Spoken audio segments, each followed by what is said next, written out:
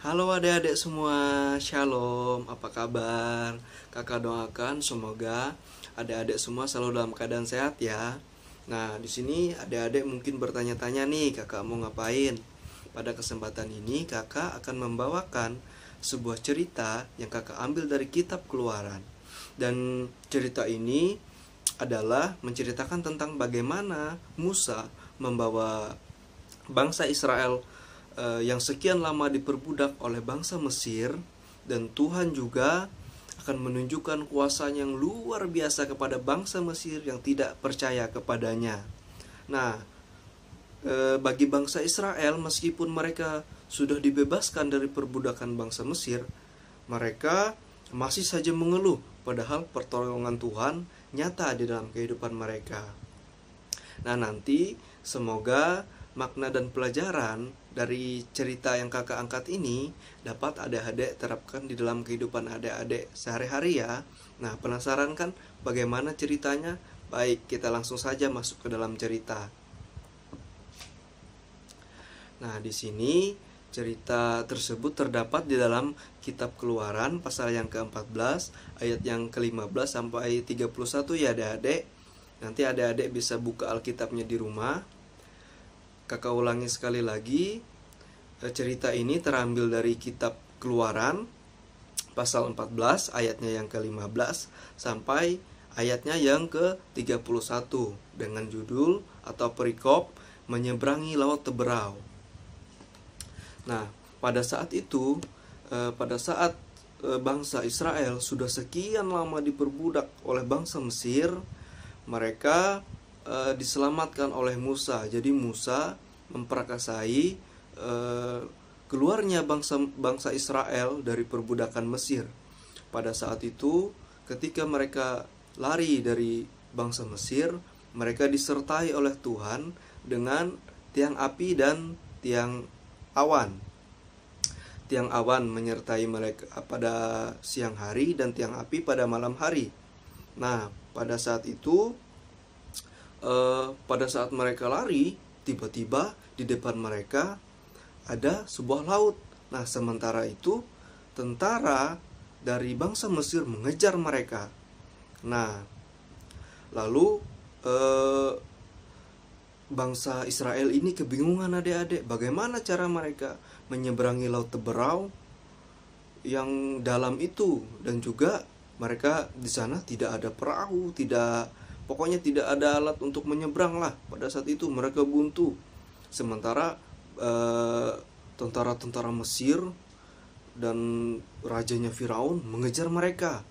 Nah, lalu berfirmanlah Tuhan kepada Musa, "Mengapa engkau berseru-seru demikian kepadaku? Nah, katakanlah kepada orang Israel supaya mereka berangkat." Nah, berangkat, tetapi posisinya di depan mereka ada laut. Bagaimana mereka menyeberanginya? Nah, lalu Tuhan berkata, "Engkau akan mengangkat tongkatmu." Nah, ini kakak punya media gambar yang adik-adik bisa menjadikan sebagai ilustrasi. Nah, seperti ini. Nah, ini Nabi Musa yang memakai tongkat ya adik-adik. Nah, lalu Tuhan berkata, "Angkatlah tongkatmu dan ulurkanlah tanganmu ke atas laut, dan belahlah airnya, sehingga orang Israel akan berjalan dari tengah-tengah laut di tempat kering." Wow, luar biasa sekali adik-adik. Tuhan mempercayakan dan menyatakan kemuliaannya supaya Musa mengangkat tongkatnya, mengarahkannya ke laut dan membelah airnya. Dan apa yang terjadi adik-adik? Nah, kemudian laut itu terbelah, dan Musa mengulurkan tangannya ke atas laut, dan seketika laut itu terbelah, laut itu menguap dengan perantaraan angin dari timur adik-adik. Lalu tanah di laut itu menjadi kering, dan laut itu terbelah. Lalu air yang terbelah itu tadi menjadikan samping kiri dan samping kanan itu dinding menjulang tinggi. Itu seperti ini adik-adik. Ini contohnya. Nah, seperti ini. Jadi air laut itu terbelah dengan perantaraan angin dari timur, sehingga membuat mereka dapat menyeberangi laut itu sampai ke seberang. Nah, orang-orang Mesir yang mengejar mereka, para tentara-tentara dan Raja Firaun tadi mengejar mereka dengan kuda, dengan kereta, pokoknya alat-alat perang adik-adik, supaya mereka bisa menangkap kembali orang-orang Mesir yang kabur tadi. Nah, dan pada saat itu Tuhan yang ada di dalam tiang api dan tiang awan tadi memandang kepada tentara orang Mesir, lalu ia membuat roda kereta berjalan miring dan maju dengan berat. Tentara-tentara Israel ini dengan kuasa Tuhan, dengan kehebatan Tuhan, dia mengacaukan tentara Israel ini dengan membuat kereta mereka berjalan ke sana kemari adik-adik. Kereta mereka menjadi berat. Pokoknya mereka kacau, saling bertabrakan dan lain sebagainya. Nah, pada saat itu orang-orang Mesir ini berpikir, marilah kita lari, meninggalkan orang Israel katanya. Jadi mereka melihat hal seperti itu, mereka takut. Nah, sebab Tuhanlah yang berperang untuk mereka melawan tentara-tentara Mesir, melawan kita-kita ini, kata orang-orang Mesir itu. Lalu kembali lagi nih, pada saat bangsa Israel sudah sampai di seberang, nah Tuhan berfirman lagi kepada Musa. Lalu Tuhan berkata, ulurkanlah tanganmu ke atas laut, supaya air berbalik meliputi orang Mesir. Nah, jadi ketika orang Mesir mengejar orang Israel tadi, mereka juga masuk ke dalam laut yang dibelah oleh Musa itu, di dalam jalan yang kering itu tadi. Mereka posisinya kan mengejar. Lalu para tentara atau orang bangsa Israel ini sudah sampai di seberang. Jadi pada saat para tentara Mesir mengejar, air laut yang terbelah tadi adik-adik, air laut yang terbelah tadi kembali menutup bangsa Mesir yang sedang menyeberang.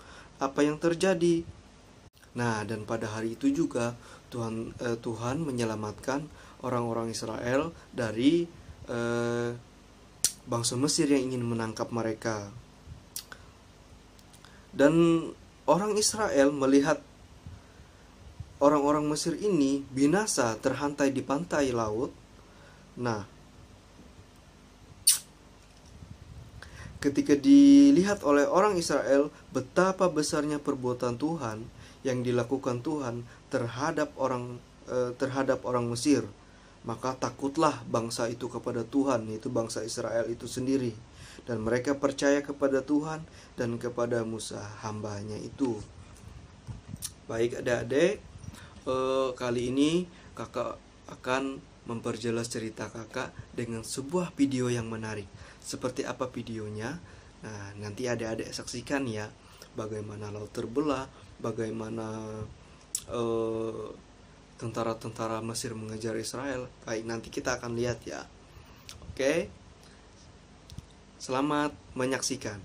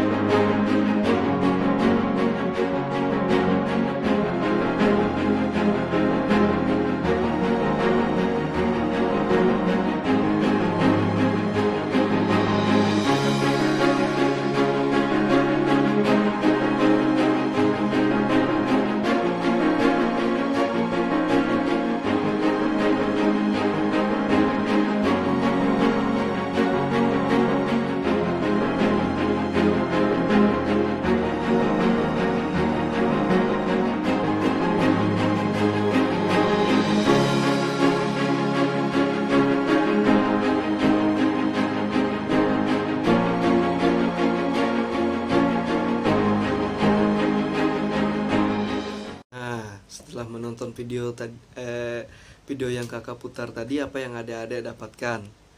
Nah, di sini kakak akan membuat sebuah ilustrasi bagaimana penyertaan Tuhan, pertolongan Tuhan terjadi di dalam kehidupan adik-adik, seperti Tuhan menyelamatkan orang-orang orang-orang Israel maksud kakak dari tentara-tentara Mesir. Di dalam kehidupan kita sehari-hari ya adik-adik, terkadang kita mengeluh dengan apa yang terjadi. Contohnya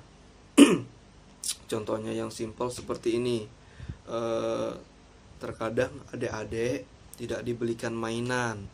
Nah, terus waktu bermain adik-adik dikurangi. Hal-hal yang tidak bermanfaat dilarang oleh orang tua.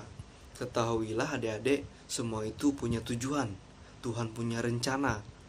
Ketika itu bangsa-bangsa Israel bersungut-sungut ketika Musa membawa mereka keluar dari Mesir. Mereka takut tentara Mesir mengejar, takut mereka dibunuh di padang gurun. Padahal itu semua sudah ada di dalam rencana Tuhan.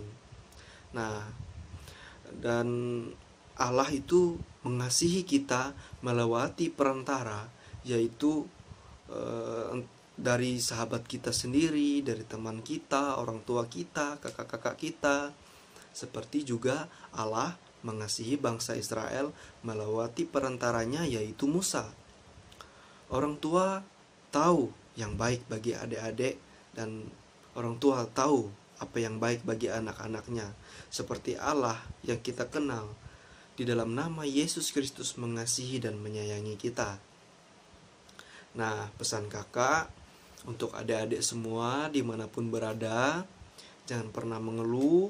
Dalam situasi dan kondisi apapun, percayalah bahwa apa yang terjadi dalam kehidupan kita sehari-hari itu adalah rencana Tuhan. Rencana Tuhan adalah rancangan yang terbaik dan bukan rancangan kecelakaan.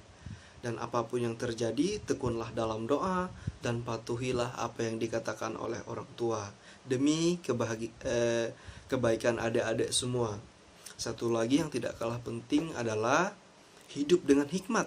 Karena dengan hikmat, dalam situasi dan kondisi apapun, adik-adik tahu apa yang adik-adik harus lakukan dengan tuntunan Roh Kudus. Nah, sampai di sini dulu perjumpaan kita. Semoga di lain waktu dan lain kesempatan kakak akan menarik cerita-cerita yang tentunya berkesan bagi adik-adik, mempunyai pesan bagi adik-adik. Tentunya cerita itu menarik juga untuk kita dengarkan. Sampai di sini dulu. Kakak doakan semoga adik-adik semuanya dalam keadaan sehat. Sampai bertemu kembali. Kakak ucapkan Shalom, sampai jumpa.